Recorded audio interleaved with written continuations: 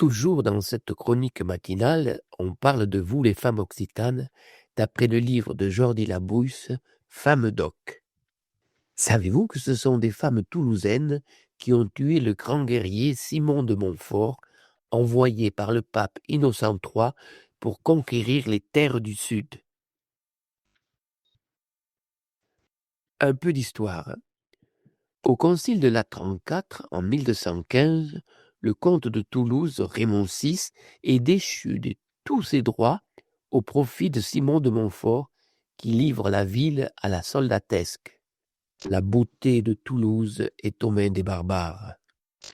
Les Toulousains prennent alors les armes, hommes, femmes, enfants, font de Toulouse un gigantesque camp retranché où affluent de nombreux renforts occitans.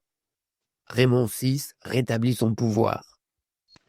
Prévenu, Simon de Montfort rejoint le champ de bataille où pleuvent dans un bruit assourdissant boulets, flèches, pierres de fronde, carreaux d'arbalète. Tout à coup, Montfort aperçoit son frère qui s'écroule blessé. Il se précipite vers lui.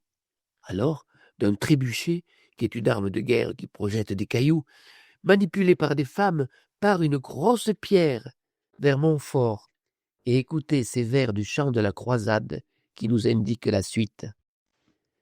Et la pierre arriva tout droit où il fallait, si bien frappa le comte à son homme d'acier, que les yeux, la cervelle aussi, les dents du fond, le front et les mâchoires elle fit éclater.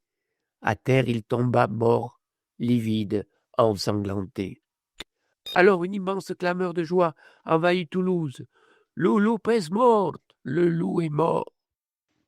C'est la débandade dans le camp français.